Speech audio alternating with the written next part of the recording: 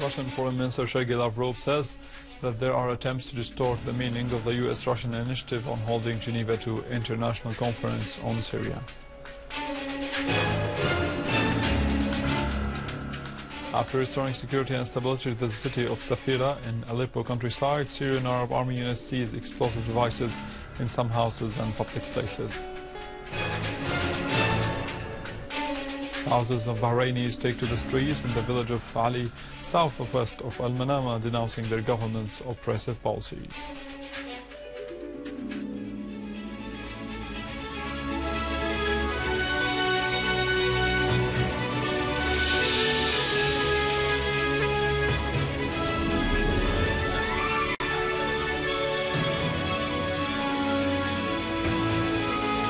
Good afternoon. This is news in English from the Syrian Arab Division in Damascus. Minister of Information Omran al-Zabi stressed that UN Secretary General's Special Representative al-Akhdar al-Ibrahimi should be a real envoy and act neutrally as a fair mediator and not propose ideas outside his powers. Al-Zabi said the United Nations envoy to Syria, al-Ibrahimi, attempt to equate the armed terrorist groups with the Syrian state reflects his bad reading and understanding of political and field situation in Syria. Al-Zabi went on to say that the Syrian government's conduct, work and arming the Syrian army is a legal act that is consistent with the international law and enshrined in the Syrian constitution, stressing that the Syrian army and armed forces are defending the Syrian homeland, state and citizens. Al-Zabi blamed the events unfolding in Syria on such countries as Turkey, Saudi Arabia, Qatar and some Western countries who have offered backing to the armed groups, adding that the United Nations envoy has invaded, calling things by their names and spelling out the real stances, opting instead for phrases that reflect selective attitudes.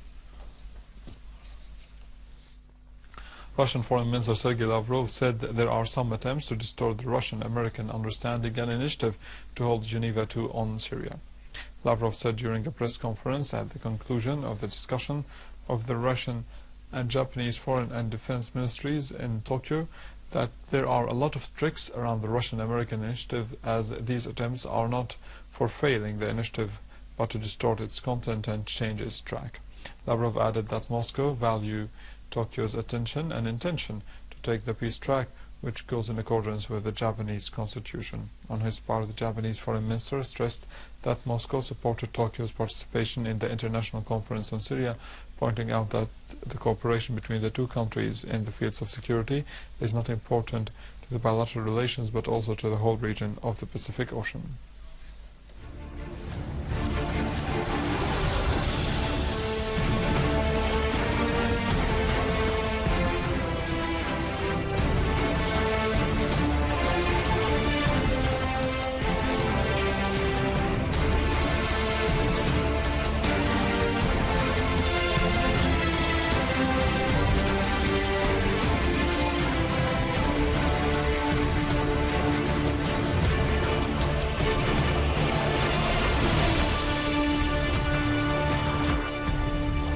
The Syrian Arab Army have gained full control over al-Sfeira town in Aleppo southeastern countryside following a series of successful operations that inflicted heavy losses on the armed terrorist groups. بيان صادر عن القيادة العامة للجيش والقوات المسلحة. A statement by the General Command of the Army and Armed Forces underlined the importance of this new achievement by the armed forces, referring that the importance of this achievement stems from the fact that this strategic area is the southeastern gateway to Aleppo city. Therefore, controlling it would ensure the supply routes of food and medical items to our people in Aleppo. The statement pointed out that it also provides a springboard to finish off the armed terrorist gangs in the eastern countryside of Aleppo city, and it affirmed determination to press ahead with the combating terrorism. The General Command called on all those who have been deceived to return to the right path and benefit from the amnesty decree number 70 for 2013 that President Bashar al-Assad issued. After restoring security and stability to the city of al-Sfeira in the northern countryside of Aleppo, Syrian Arab Army units continued their operations in the nearby areas. Army units seized several tunnels that were used by terrorists to convey weapons and ammunition. Many explosive devices were also seized in some houses and public places to target citizens and members of the Syrian army.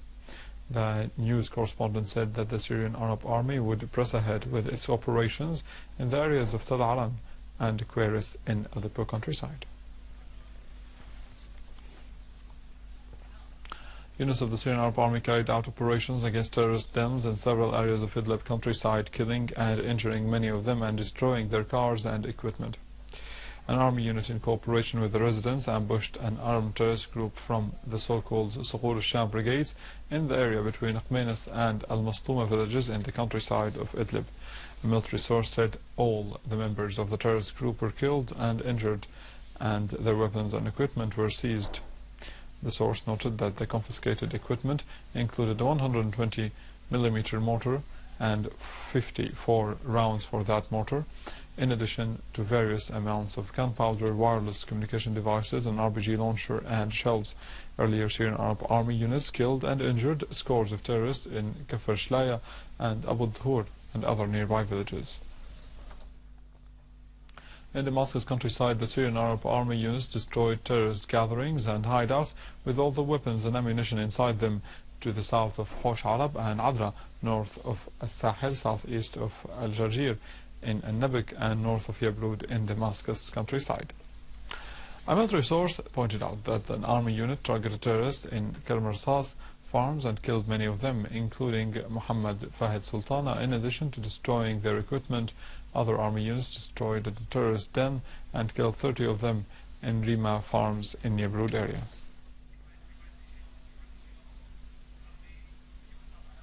In Deir ez-Zor, Syrian Arab Army units continued their progress and qualitative operations, killing terrorist Muhammad al-Shati, the leader of the so-called the Conquerors Brigade in Asham, and other terrorists in al-Rashidiyya neighborhood. A Lebanese soldier was wounded when two masked men shot him in Al-Tal Street in Tripoli city that was still witnessing sniping and shooting. Lebanese security forces have said that detainees from Jabhat al-Nusra al-Trumia prison were supervising military terrorist operations and recruiting fundamentalists to smuggle arms from Lebanon to Syria via al-Qaeda-linked extremist groups, adding that they possess big quantities of explosives. Moreover, the Lebanese al-Sfeira newspaper has unveiled that the fundamentalists have executed a number of Jabhat al-Nusra elements inside the prison because they disclosed information about al-Qaeda.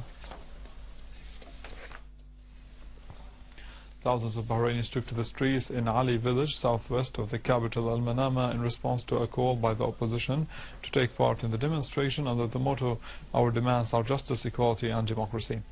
The demonstrators have shouted slogans demanding a political solution for the crisis in the country, that Prime Minister Khalifa bin Sulaiman al-Khalifa be ousted, all detainees be set free, and equality and democracy be realized. In a statement, the Bahraini opposition has asserted that the Bahrain regime was maneuvering and evading any political reforms that would grant the Bahrain people their legitimate rights, which will result in a political deadlock and diminished chances of any political solution.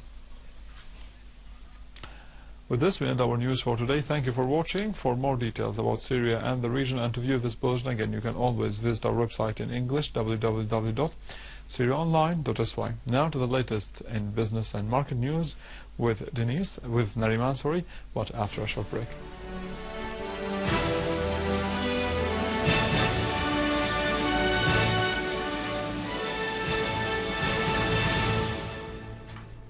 Ladies and gentlemen, good afternoon. Despite the hard conditions in Homs, the General Establishment for Seeds Multiplication has started distributing seeds to the farmers with affordable prices.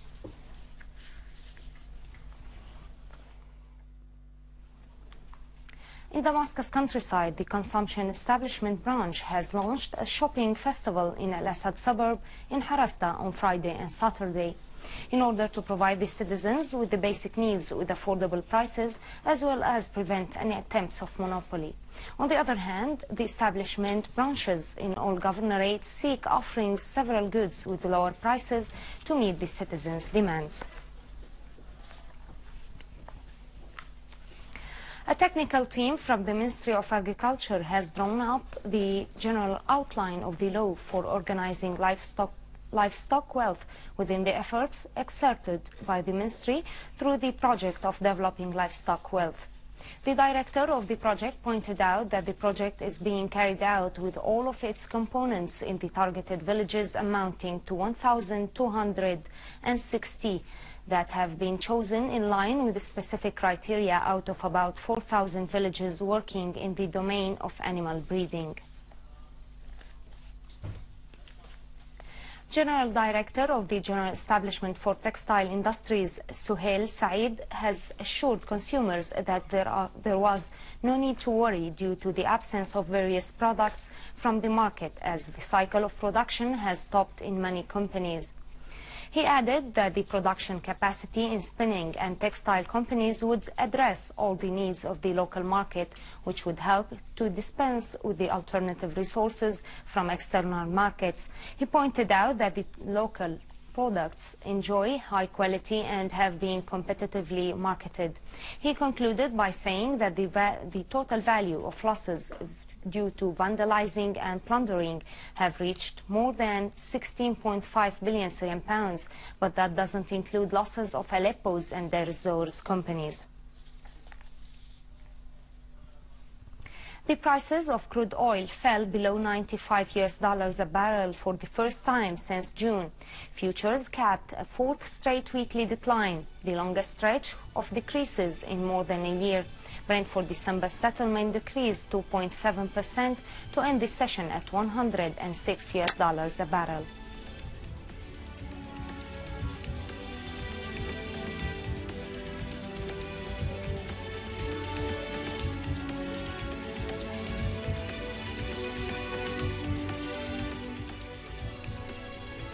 Weekly volume of exchange at Damascus Securities Exchange has reached 27 million Syrian pounds. Volume of exchange has recorded more than 177 shares, raising the market's index by 2.49 points. The market closed down with a value estimated at more than 1,200 points. Banking sector came first in terms of volume and values of exchange, followed by insurance and industrial sectors.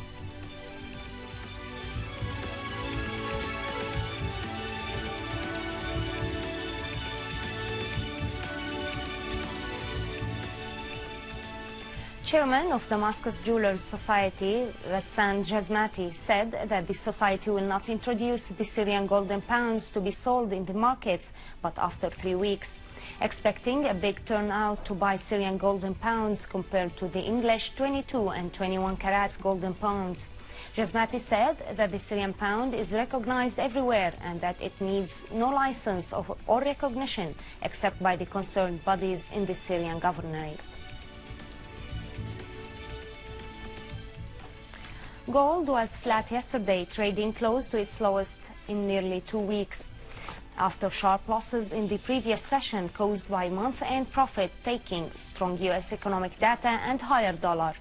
Spot gold edged up 0.1% to reach $1,324 an ounce.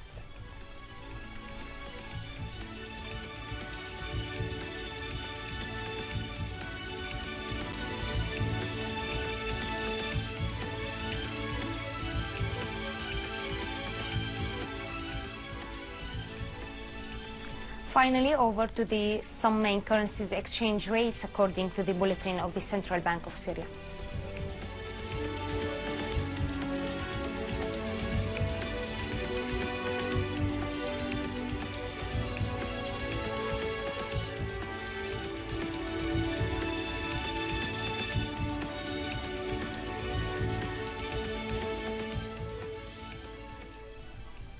Ladies and gentlemen, this was our economic news for today. Thank you for watching. Goodbye.